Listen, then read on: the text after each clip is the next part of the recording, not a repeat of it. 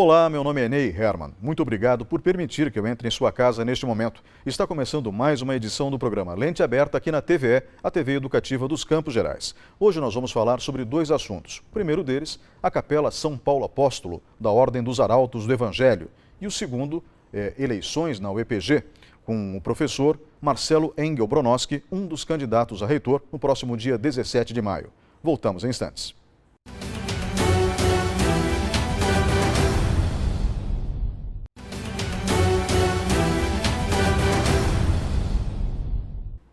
Olá, estamos de volta com o programa Lente Aberta e vamos falar agora sobre a Capela de São Paulo Apóstolo, da Ordem dos Arautos, aqui em Ponta Grossa, os Arautos do Evangelho.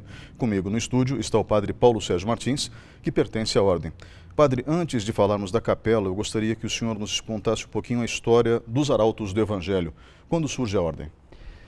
Ney, na realidade, a Ordem dos Arautos do Evangelho, baseada em todas as metas que o nosso fundador tinha, ela foi oficialmente reconhecida pela Igreja no dia 22 de fevereiro de 2001, quando o Papa de feliz memória, São João Paulo II, nos deu a aprovação pontifícia. Ele nos recebeu em Roma, nós estávamos com uma comitiva de mais ou menos 1000 pessoas do mundo inteiro. Dos vários lugares temos Arautos do Evangelho, tanto a ordem feminina quanto a ordem masculina e as famílias que fazem parte também dessa congregação.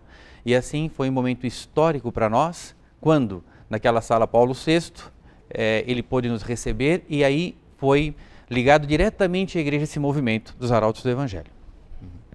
Mas a ordem já existia como um movimento católico antes disso, né? Exatamente, era um movimento católico onde os jovens se reuniam para música, para oração e assim aquilo foi tomando vulto, foi tomando porte. E aí o nosso fundador viu que havia uma necessidade de oficializar o movimento, assim, vinculá-lo à igreja. E foi nessa ocasião, então, que nós tivemos, inclusive, o grande privilégio dado pelo Papa João Paulo II de portar as chaves pontifícias, que é o símbolo do papado. Então, temos aqui no peito esse símbolo que o Papa concedeu esse enorme privilégio. E para nós é uma grande honra portar esse símbolo que nos une diretamente à Igreja e ao Papa. Pelo nome que a Ordem tem, eu imagino que a principal missão de vocês seja a de evangelizar. Exato, Ney. Na realidade, o Papa João Paulo II, o nosso fundador sugeriu, e ele aprovou inteiramente, o título Arautos do Evangelho, como o senhor mesmo disse. Arautos do Evangelho quer dizer o portador da palavra, ou seja, aqueles que devem levar a palavra do Evangelho. E é a nossa missão específica. E na ocasião em que nós tivemos com o Papa João Paulo II, ele disse assim: façam essa evangelização, mas eu dou uma nota especial para vocês. Procurem fazer esse trabalho com os jovens, com a juventude, porque a juventude bem direcionada é o futuro da nação, é o futuro do nosso país, é o futuro do mundo inteiro. Então, procurem se empenhar especialmente nessa parte da sociedade. E também a família. A família é a célula-mãe da nossa sociedade. Então, eu queria que vocês também tivessem um empenho muito especial em que houvesse essa consolidação, a fortificação da família na sociedade. Vocês têm cumprido essa meta de forma muito harmoniosa em Ponta Grossa. A cidade já tem um perfil conservador e, como eu posso dizer, é uma mensagem que é muito bem aceita na comunidade. E vocês, então, iniciaram uma obra vultuosa, um castelo, praticamente, em Uvaranas. E esse castelo, ele se destaca na silhueta da região. Eu gostaria que o senhor nos falasse um pouco sobre essa casa que nós temos ali no bairro de Uvaranas, essa Casa dos Arautos do Evangelho, que reúne um seminário e o tema dessa nossa entrevista, que é a Capela de São Paulo Apóstolo. Sim, Ney. A sua pergunta tem dois aspectos. A primeira, a aceitação da cidade. É impressionante mesmo. É uma cidade conservadora e nós vemos que há uma apetência muito grande do nosso povo aqui, princesino, dessa abertura. Então, frequentam com entusiasmo e as pessoas são, assim, de uma participação, eu diria assim, exemplar. Exemplar. Ou seja, querem que a coisa vá para frente, querem que a coisa cresça, ajudam com uma dedicação única. É assim, eu diria, chega a ser emocionante a dedicação das pessoas nesse sentido, não é? Agora, no que toca à construção, é uma construção que o nosso fundador, o Monsenhor João, idealizou. Ele queria que fosse um estilo diferente do que existe hoje em dia. Então, o senhor mesmo dizia, parece um castelo? Parece. A silhueta dele é toda essa. E até muitas pessoas que passam por lá, que ainda não nos deram a alegria de conhecer, mas é só bater na campainha que vai poder ter conhecer a nossa construção, dizem isso: nossa, mas parece um castelo, parece um castelo dos contos de fadas. É o que as repercussões que chegam. E quando as pessoas entram, aí tem de fato um encanto, porque como nós pudemos ver outro dia em uma outra reportagem feita pelo Ney aqui, então nós vimos a beleza daquela construção, vimos o policromado do estilo gótico. Então aquilo enriquece muito as pessoas e se sentem muito bem ali. É necessário que as pessoas entrando ali se sintam bem, elas se sentam assim, vamos dizer, se sintam em conexão com as coisas de Deus. Isso faz um bem enorme para elas e para nós, em ver as pessoas fazendo isso. Por quê? Aí nós estamos atendendo o pedido do Papa: evangelizai as famílias, os jovens. Então, só das pessoas entrarem ali já é uma certa evangelização. Eu gostaria que o senhor me relatasse alguns aspectos até de ordem técnica. Então, a construção é dividida em que espaços? Quais espaços são destinados ao seminário, porque esse castelo, na realidade, é um seminário, com uma capela em cima. E eu gostaria que o senhor me falasse quantos metros quadrados tem, começando por aí. Sim. Bom, a construção no seu conjunto, ela tem por volta de 4.000 metros de construção. Ela está dividida em 3 pisos: andar térreo, a parte dos dormitórios e a capela, hall de entrada e sacristia e capela do Santíssimo Sacramento. O andar térreo são as salas. Então ali está também nesse conjunto o nosso refeitório, a cozinha, salas de estudo, salas de reuniões, ali também salas de trabalhos. Essa seria a parte de baixo da nossa construção. A parte central são os dormitórios. Todos os jovens que residem, fazem um período de formação em nossa casa, ficam nesse andar. E a parte superior é a capela, onde se dá, na sua maioria, os atos religiosos da casa, as celebrações eucarísticas, as santas missas, as orações que normalmente os religiosos rezam em conjunto, o ofício divino, a reza do terço, se faz geralmente nessa capela. E o senhor, eu vou resgatar agora uma parte da resposta anterior, disse que a construção é em estilo gótico, mas é policromado, ou seja, ela tem várias cores. Só que, no fundo, isso não foge ao estilo gótico, porque o fundador da ordem chegou a fazer uma pesquisa apurada em relação a esse assunto. Sim, exatamente. Então, ele foi buscar as origens do estilo e ele viu que, ao longo dos séculos, foi se perdendo aquele colorido, aquela beleza. O gótico é bonito em si, mas ele é mais cinza por conta das pedras, a cor das pedras, tudo era feito em pedra naquela ocasião. Então ele pensou assim: o mundo de hoje precisa do maravilhoso, precisa do belo. As pessoas estão à busca disso. Então, baseado nessa busca em que a humanidade está do que é belo, falou: vamos fazer uma coisa assim. E então, é aquele conjunto harmonioso de cores, de luzes, dos vitrais, do piso bonito também. Então, a pessoa entrando naquela capela, ele vai se lembrar daquele: nossa, era isso que eu procurava e não sabia. Então, aqui eu me sinto melhor para rezar, eu me sinto melhor para estar aqui. Basta estar no lugar, nós poderíamos dizer, entre aspas, que já é uma forma de oração. A pessoa já saiu um pouquinho daquele corre-corre, daquele bruaá do dia a dia, daquela rotina constante, ele sai um pouco. Então ele tem pode, de melhor maneira, elevar a sua mente até Deus. Eu só gostaria de me focar um pouquinho nesse aspecto histórico. Então, pela pesquisa que foi realizada pelos autores do projeto, o gótico, em sua origem, tinha várias cores na parte interna, era isso? Sim. Tradicionalmente? Tradicionalmente. Até pode-se constatar isso numa grande basílica na Itália, a Basílica de Santo Antônio de Pádua. Ela demorou séculos para ser construída. Então ela começou com o estilo românico, que é anterior ao gótico, e depois ela foi concluída na parte gótica.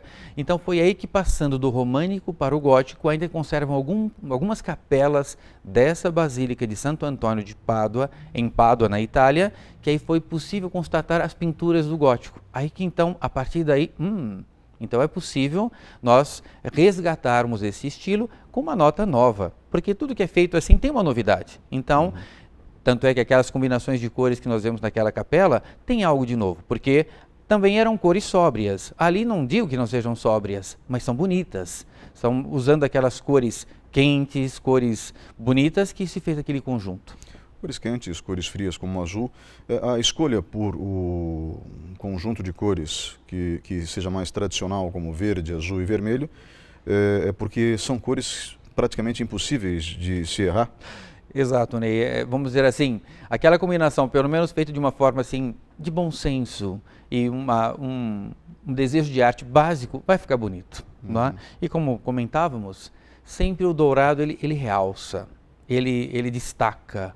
Então, com pequenos filetes de dourado, aí aquele azul, aquele vermelho, o verde, não é? Ganha uma nobreza, ganha uma distinção que não teria se não tivéssemos o dourado para emoldurá-los. Eu notei uma preocupação muito grande também com aspectos artísticos. A capela é pontuada por obras de arte, desde estatuetas até pinturas na parede. Essa também foi uma preocupação? Foi, Ney. Na realidade, o nosso fundador, veja que coisa curiosa. Quando começaram as primeiras igrejas nossas, capelas, terem esse estilo, o gótico policromado, veja como são as coisas. A providência divina vai fazendo com que os dons que os jovens que frequentam, os arautos que pertencem à instituição, esses dons vão desabrochando. Então, apareceram muitos pintores, e pintores que eu diria assim, pintores de mão cheia, pintores assim de categoria inclusive. Então, algumas obras que você pode contemplar ali são os próprios arautos que pintaram. E são quadros bonitos, imagens, muitas delas são feitas em nossos ateliês. A imagem de São José, a imagem de Nossa Senhora de Fátima, Sagrado Coração de Jesus. Então, isso vai compondo um conjunto que dá uma fisionomia. Ou seja, nós temos assim uma visão de conjunto com as pinturas, o céu todo estrelado, a beleza dos vitrais, a arte das imagens e até a combinação do piso. Isso faz com que a pessoa se sinta num conjunto meio mergulhada no maravilhoso. E essa indução ao maravilhoso leva à contemplação, é quase que inevitável. Sem dúvida, Ney. Isso é praticamente a pessoa, é que ela sai de si. Ela esquece um pouquinho, naquele momento, os problemas pessoais, não para esquecer e não resolver, pelo contrário, para ela esquecer por um momento e ter condições de resolver melhor através daquela contemplação, porque ela se eleva. Quando se eleva, nós temos uma visão de conjunto mais ampla, mais fácil de resolver os problemas. Ou seja, uma meditação induzida pela beleza. Pela beleza, exatamente, Ney. Bem observado. É interessante, sinceramente interessante. Eu acho que a construção alcançou o objetivo. É a nossa meta e me parece que muitas pessoas que passam por lá, o senhor mesmo pôde conferir, é o comentário geral. Né? Se sentem muito bem, se sentem com muita paz. Então, passando naquela capela, como eu me sinto bem de estar aqui. Como eu gosto de estar aqui. Como, vamos dizer assim, parece que naquela hora, uma série de dificuldades do dia a dia são superadas só em estar ali. Padre, obrigado pela participação nesse bloco. Nós vamos agora para um breve intervalo e voltamos em instantes com o programa Lente Aberta.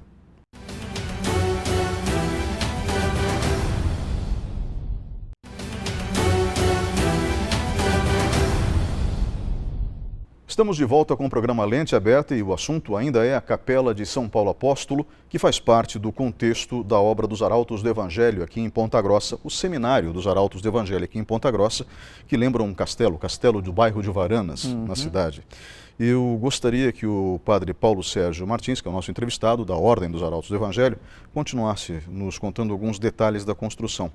Padre, uma obra dessa envergadura, com 4.000 metros quadrados, 3 pisos, sendo que o último piso é uma obra de arte arquitetônica, literalmente uma obra de arte, por fora também, a arquitetura é muito bonita, é óbvio que isso não foi feito sem mais nem menos, né? Existiu o trabalho de muitas pessoas. Nós falamos que muitos arautos do Evangelho, vocês tiveram, parece-me que, sorte ou talvez bênção divina, vamos optar pela segunda alternativa, que muitos arautos tinham o dom para a arte. Então, muitas das obras de arte, muitos dos vitrais foram produzidos pelos arautos, é isso? Exatamente. E foi muito interessante, até um privilégio para a nossa cidade, Ney, que jovens que conheceram a instituição aqui, entraram jovens, começaram a frequentar, passaram por um período de formação, como nós chamamos, aqueles que começam a conhecer, ter os primeiros contatos com a instituição, depois foram crescendo, foram dando uma adesão maior e foram discernindo uma vocação religiosa. Então, esses jovens, daqui, 2 deles em concreto, depois foram transferidos para estudos em São Paulo, o estudo de filosofia, depois teologia, e também, baseado nesses dotes que foram se desabrochando, eles são artistas de mão cheia também. Então, eles trabalharam na parte, toda a era do vitral. Então, todos os desenhos que são feitos, formas florais, formas geométricas e até figuras que eles começaram a fazer, são muito bonitas. E é desenvolvido lá em São Paulo. E nós temos nós chamamos de graça entre nós, de serem jovens daqui que estão à frente desse trabalho dos vitrais, né? Interessante. Os vitrais, eles têm, obviamente, um papel muito importante dentro da história da Igreja Católica, principalmente com a demonstração das estações da Via Sacra. Sim. E ao longo da história da Igreja, os vitrais foram instrumentos de evangelização. Até porque quando as janelas estão fechadas, a luz que entra pelos vitrais faz com que o ambiente fique ainda mais acolhedor, não é isso? Bem isso mesmo, né? É uma das intenções dos vitrais. Além da intenção de evangelizar, porque, como você me citava, a questão toda das estações das vias sacras. Tem apenas um caso, sim, né? Sim. E vidas de santos, episódios de santos. Então, ali nos vitrais, as pessoas que, quiçá, têm uma certa formação religiosa, vão conferindo. Então esse vitral aqui, a estação, Jesus cai pela primeira vez, que tocante para mim, não é? Então, nessa estação, eu vejo as minhas quedas também, mas Jesus se levantou, então eu tenho que ter força para me levantar, porque a força vem dele. Depois, vida de um santo, então, por exemplo, temos um Santo Antônio de Pádua, então aqueles milagres fantásticos de Santo Antônio, a pregação dos peixes, e a pessoa vê o que ele já conhecia, através de uma história que ele ouviu, ele vê realizado em vitral, então aquilo ajuda a formar. E depois esse aspecto muito bonito que você levantava aí, que é a questão da luz que ela passa e o raio do sol, que tem uma luz uniforme, de uma única cor, não é? Quando ele passa pelo vitral, aí chega com uma policromia também, parecendo um arco-íris. Então tudo aquilo encanta. Então a pessoa, é bem essa a intenção mesmo. Vocês têm muitas formas geométricas, praticamente todas elas inspiradas em elementos bíblicos, correto? Sim. Ou da história da igreja? Da história da igreja, elementos bíblicos. Aí, tudo isso é muito interessante, porque quando se aprofunda um pouquinho nas Sagradas Escrituras, então desde o tempo da construção do Templo de Salomão, então o grande rei Davi, que preparou todos os objetos que seriam utilizados na construção do templo, então tudo isso tem medidas bíblicas, então tu mais ou menos se baseia nisso para fazer as formas, por exemplo, geométricas dos vitrais. Também as formas florais. Então pegamos aí lírios do campo, então tem o Sermão da Montanha. Então baseado nisso vai se compondo todas essas maravilhas, muito elas assim embasadas nas Sagradas Escrituras. Vocês têm um objeto fantástico que foi dado a vocês pelo Vaticano, um relicário com um pedaço da ossada de São Paulo Apóstolo, o que foi uma honraria muito grande. Muito grande.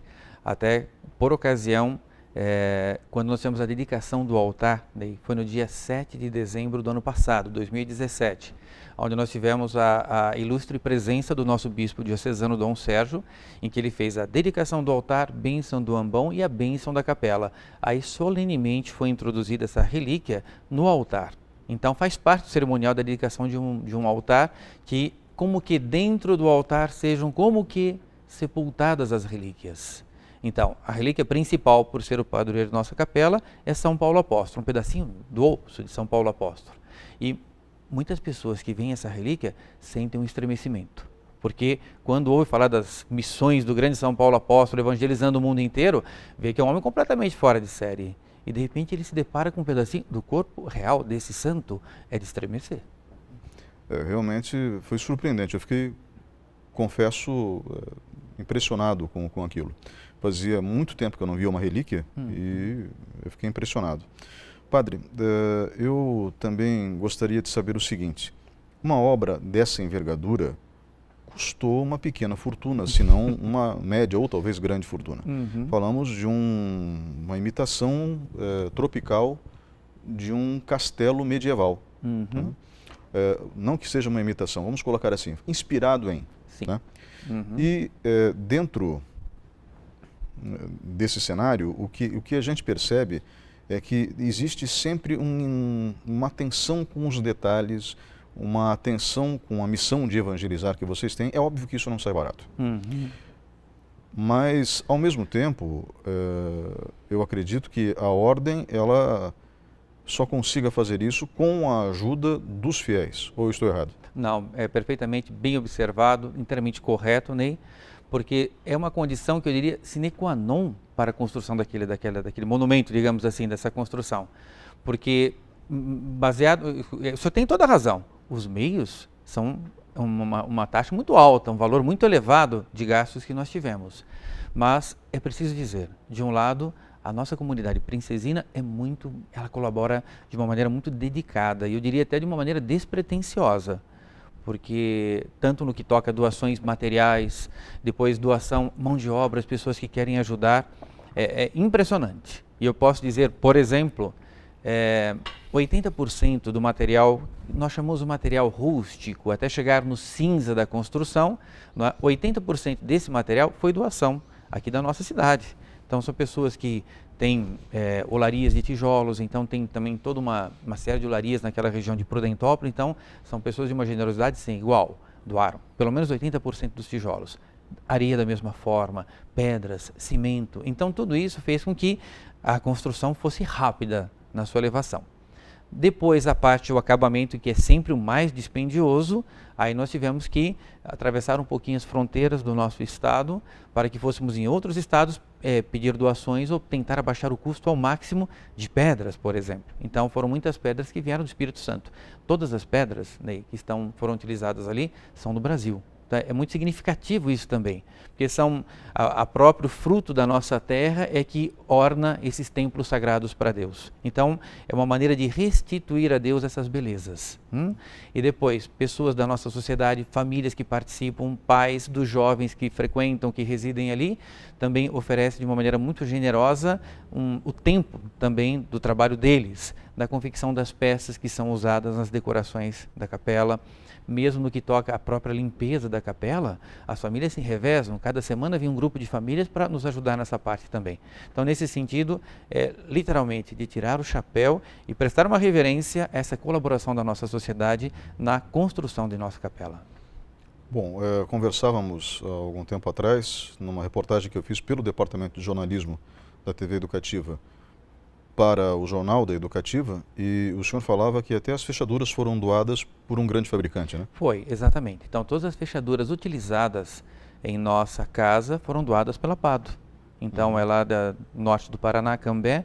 Então, é uma generosidade muito grande. E ali o senhor viu que, o senhor pode conferir que não são poucas portas. Sim. Então, nós calculamos mais ou menos em 120, 130. Então, todas essas maçanetas de ótima qualidade foram doadas pela Pato. Então nós só temos a agradecer também essa generosidade, sem a qual nós não teríamos condições de estar com a construção na atual circunstância que ela se encontra.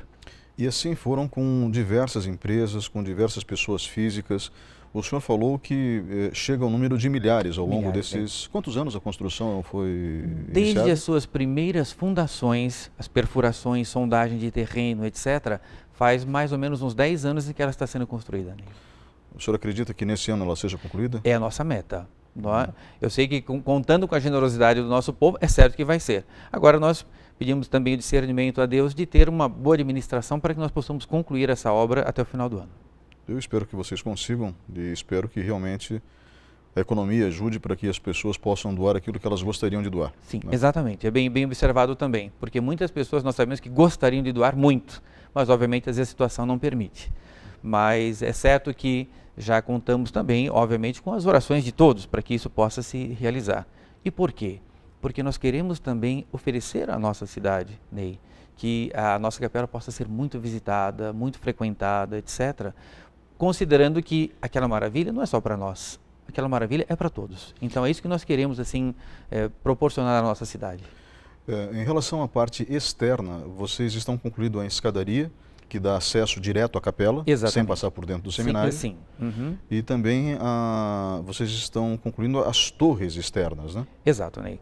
Então, agora, vamos dizer assim, a nossa meta até o final do ano é justamente isso. A escadaria que vai dar esse acesso direto já está bem avançada. Então, retomando, eu não creio que demore muito para que o acesso externo já seja concluído para que as pessoas possam entrar sem atropelos. Obviamente, qualquer necessidade que tenham de pessoas de idade e cadeirantes também, aí tem o acesso pelo elevador, a parte interna, então essas pessoas serão atendidas também.